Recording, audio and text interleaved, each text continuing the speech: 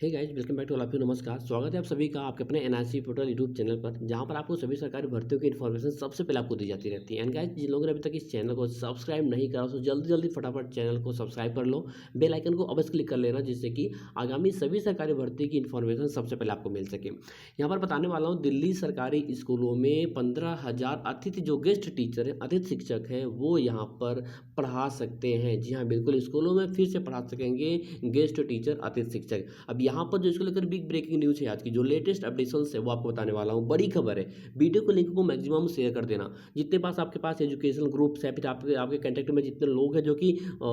Basic education के लिए पढ़ाई करते हैं, उनके पास जरूर शेयर करना। क्या पता आपका एक लाइक, एक शेयर किसी के भविष्य को बना सकता है, किसी की लाइफ को सेट कर सकता है।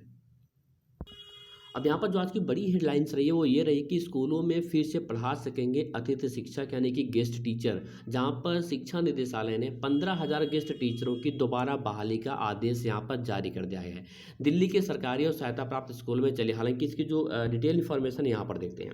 दैनिक जागरण की न्यूज़ थी, जहाँ पर all India guest teacher association के महासचिव शोएब राणा ने कहा कि गेस्ट टीचर यानी कि अतिथि शिक्षक बहाली के साथ साथ ये भी उम्मीद कर रहे थे कि उनका वेतन बढ़ेगा और नौकरी पक्की करने का भी आदेश आ गया, यानी कि परमानेंट जॉब, इसको कॉन्ट्रेक्चुअल बेस नहीं बल्कि ये संविदा बेस नहीं बल्कि जो है नौकरी कंफर्मेशन पर परमानेंट जॉब ये आ जाएगा। लेकिन अभी तक ऐसा कोई भी आदेश जो है डिपार्टमेंट की तरफ से रिलीज नहीं किया गया है, इशू नहीं किया गया है। और उन्होंने कहा कि एसोसिएशन ने शिक्षा मंत्री जो एजुकेशन मिनिस्टर हैं आतिशी को, उनको पत्र लिखकर अतिथि शिक्षकों को पक्का करने और वेतन की वृद्धि यानी कि वेतन की बढ़ोतरी के लिए उन्होंने बात करी है।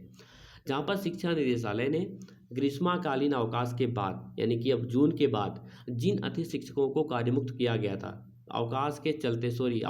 ग्रीष्मकालीन अवकाश के चलते जिन अतिथि शिक्षकों को कार्यमुक्त किया गया था, उनकी फिर से बहाली कर दी है, यानी कि वो फिर से ज्वाइन कर सकते हैं। अब ज्वाइन कब तक करना, चलिए ये भी देख लीजिए। निदेशालय ने आदेश जारी करते हुए कहा कि 1 जुलाई से सभी स्कूल खुल रहे हैं और ऐसे में जितने भी अतिथि शिक्षक थे, गेस्ट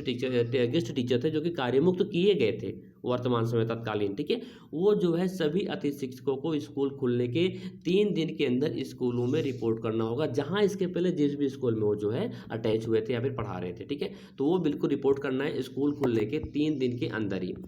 और निदेशालय ने प्रधानाचार्यों को अतिथि शिक्षकों की जो शैक्षणिक सत्र है 2023-24 के लिए अनुभव प्रमाण पत्र भी जारी करने को कहा, यानी कि जो एक्सपीरियंस सर्टिफिकेट है वो भी रिलीज करने को कह दिया है। और इसके साथ ही निदेशालय ने प्रधानाचार्यों को अतिथि शिक्षकों की हाजिरी ऑनलाइन अपडेट करने का भी निर्देश दिया, यानी कि जो इनकी अटेंडेंस है, हाजिरी है, वो अब ऑनलाइन अपडेट की जाएगी। प्रधानाचार्यों को ये जो सख्त आदेश यानी कि निर्देश, गाइडलाइंस जारी कर दिया गया है।